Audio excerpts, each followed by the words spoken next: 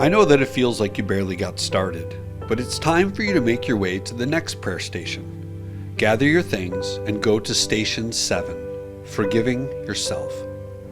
I'm so proud of you for doing such hard work in this prayer journey so far. And I do mean hard work. For many of us, this is a reminder of what living in a healthy faith community looks like. For you, this might be new work. Pastor Mark and I hope that the work started today would continue long after you're done with the prayer journey. Asking God for forgiveness is usually easier than moving forward in our lives, knowing that He has forgiven us. We cast our sins on the rocks in our lives, we place them at the foot of the cross, and then we go back and pick them up again. We carry them with us as if we're not sure God really has forgiven us. Then we confess them again as sin, leave them at the foot of the cross, and sometimes we then pick them up again. If this describes you, then this means that we don't really believe that God has forgiven us.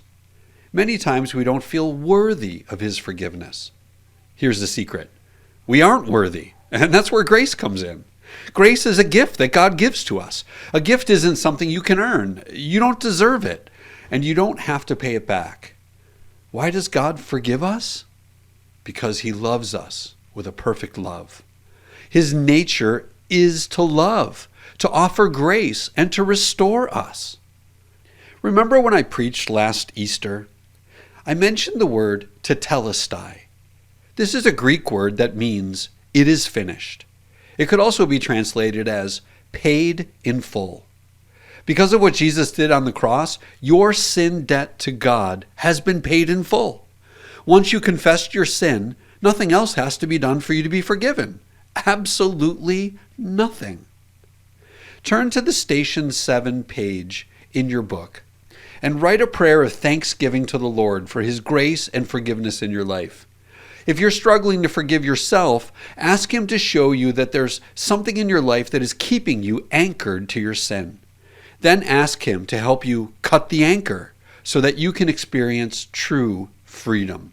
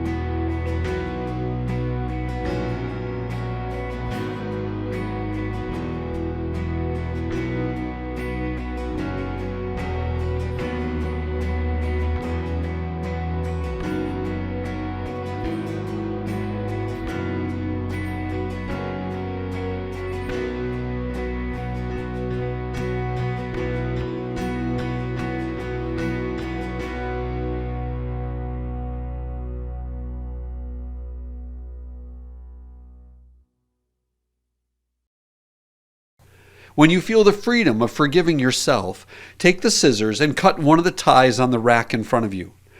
Watch the cord break and see the sides fall to either side. Imagine this as God casting your sin as far as the east is from the west. Maybe you want to pick up on each one of the ends and see that you can't possibly put them back together again. Let this be a mental image of God's forgiveness for you. He doesn't hold that sin against your account anymore. You are forgiven.